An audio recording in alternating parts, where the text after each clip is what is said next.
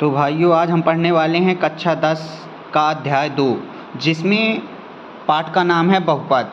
तो बहुपद पढ़ने से पहले हमें ये जानना पड़ेगा कि बहुपद होते कितने प्रकार के हैं। तो सबसे पहले बहुपद होता है नंबर 1 रैखिक बहुपद। कौन सा बहुपद? रैखिक बहुपद। ठीक है, रैखिक बहुपद। रैखिक बहुपद किसे कहा जाता है?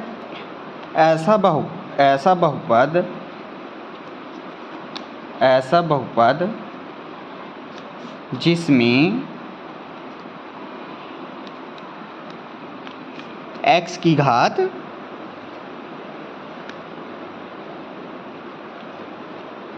अधिकतम 1 हो, तो उसे क्या कहेंगे हम? रैखिक बहुपद। तो आप समझ पाए होंगे कि मतलब ऐसा बहुपद, कोई ऐसा टर्म दिया हो जिसमें x की जो x की घात हो तो वो सबसे अधिक क्या हो? 1 हो। तो जैसे आप ले सकते हैं एग्जाम्पल के तौर पर x+1। ठीक है, तो ये कौन सा बहुपद कहा जाएगा अपने लिए? रैखिक बहुपद है। अब दूसरे नंबर पे आता है कौन सा बहुपद आता है? द्विघात बहुपद। क्या आता है? द्विघात बहुपद।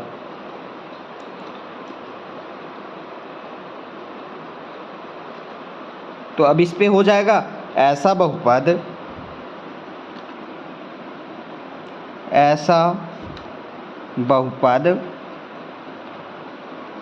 जिसमें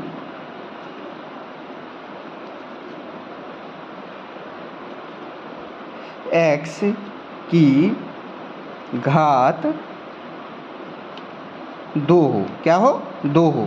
तो अब इस पे भी आप एग्जाम्पल के तौर पर ले सकते हैं। क्या लिखेंगे? जैसे x² + x+1, ये भी एक प्रकार का द्विघात बहुपद है।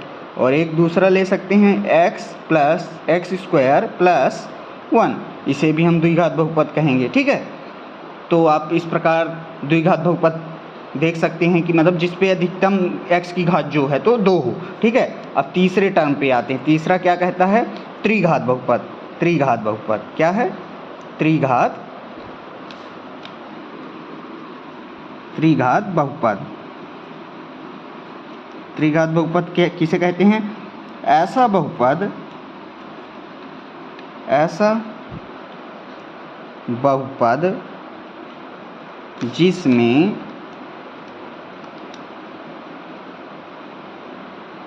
जिसमें x की घात कितनी होनी चाहिए? चलिए बताइए आप लोग। 3 हो। कितनी हो? 3 हो।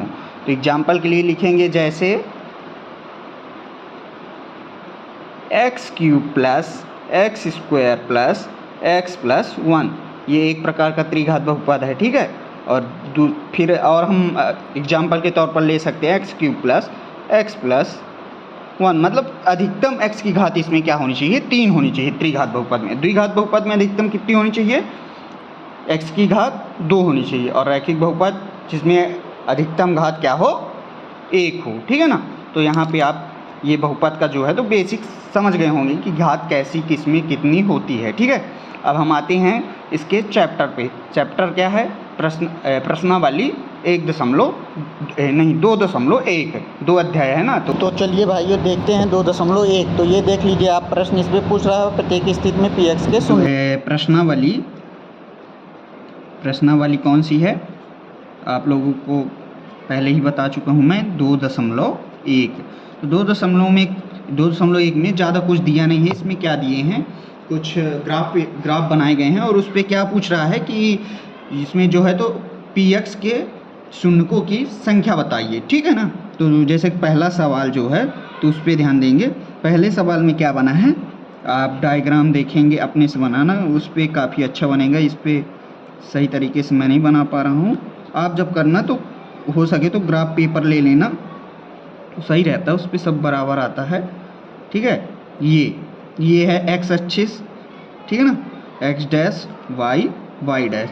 तो इस पर आप देखेंगे कि यहाँ पे ये जो मतलब शून्यक पूछ रहा है, तो इस हम जब शून्यक बताते हैं तो इस रेखा को देखते हैं, ठीक है ना, जो मतलब x अक्ष और y अक्ष को कहाँ पे प्रतिच्छेद करती है। तो अगर x अक्ष को प्रतिच्छेद कर रही है तो x अक्ष के शून्यक होंगे, px के शून्यक होंगे, नहीं कर रही है तो px के शून्यक नहीं होंगे। तो यहाँ पे आप देखेंगे कि यहाँ x अक्ष पर ये जो रेखा दी गई है, ये रेखा कहीं पे प्रतिच्छेद नहीं कर रही है, ठीक है ना। तो अब हम लिख देंगे कि दी गई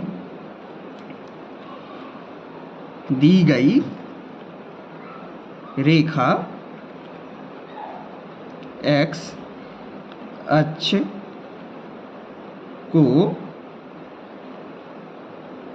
प्रतिच्छेद नहीं करती है, अतः px का कोई शून्यक नहीं होगा, ठीक है ना। आई बात समझ में।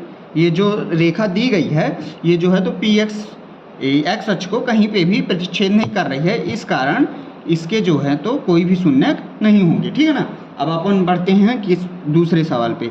तो दूसरे सवाल में कैसे डायग्राम दिया गया है, तो डायग्राम पहले बना लेते हैं अपन फटाक से, ठीक है। ये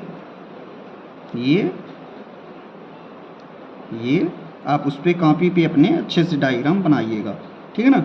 ये ऐसे करके कुछ देखने को मिल रहा है ये, ठीक है ना। तो अब आप यहाँ पे हम देखेंगे कि यहाँ पे जो है तो ये हो गया पहले x डैश y डैश, ठीक है ना। तो यहाँ पे जो है तो ये रेखा जो खींची गई है, ये जो ग्राफ बना है, इस पे ये जो रेखा दी गई है तो ये रेखा जो है तो x अक्ष को प्रतिच्छेद करती है, ठीक है ना। अतः क्या होगा, अतः px का एक शून्यक होगा, ठीक है ना। px का एक शून्यक होगा। ये दूसरे को हो गया, ठीक है ना। यहाँ एक बार प्रतिच्छेद कर रही, कितनी बार, एक बार। अगर लिखना है तो आप लिख सकते हैं दी गई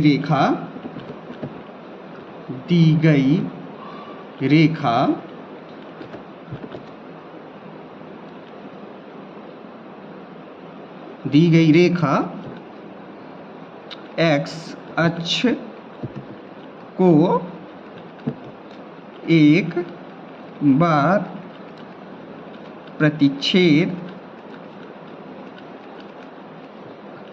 करती है, ठीक है ना। क्या है, करती है। अतः px का एक शून्यक होगा, ठीक है ना। ये आप थोड़ा वहाँ पे सुधार कर सकते हैं अगर आपको लिखना है तो। अब अपन आएंगे तीसरे पे। तीसरा क्या कह रहा है, आप देख पा रहे होंगे जैसे मैं लिख रहा हूँ, तो अगर समझ में ना आए तो थोड़ा जूम कर लीजिएगा, उसके हिसाब से अपने हिसाब से देख लीजिएगा जूम करके प्रश्न। तो अब अपन तीसरा डायग्राम बनाते हैं, ठीक है ना। अब हम ज़्यादा बड़े बड़े डायग्राम नहीं करते हैं। ये तो ये आप देखेंगे यहाँ से ऐसे है, यहाँ से ऐसे है, यहाँ से ऐसे है, ठीक है। ये y अक्ष y डैश, x अक्ष x डैश, ठीक है। यहाँ पे आप देखेंगे कि ये x अक्ष को कितनी बार प्रतिच्छेद करता है, 1 2 3, ठीक है ना। तो अब लिखेंगे दी गई आकृति या रेखा, आकृति में रेखा x अक्ष को कितने बार काटती है, 3 बार प्रतिच्छेद करती है। अतः px के शून्यकों की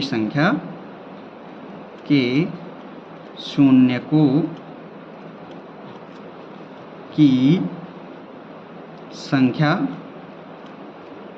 कितनी होगी बताओ।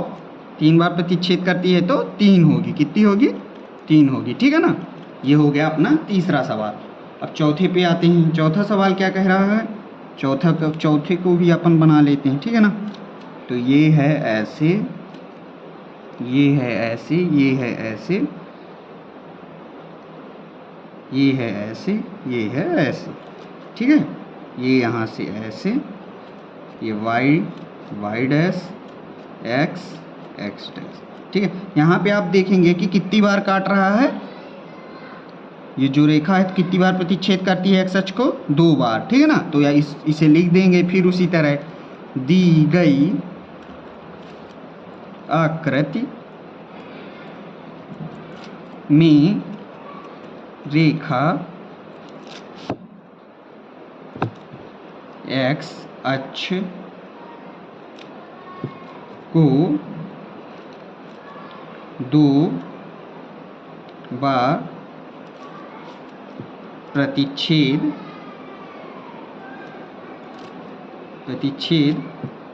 करती है या कि काटती है, ठीक है ना, प्रतिच्छेद करती है, ठीक है। अतः px के शून्यकों की संख्या,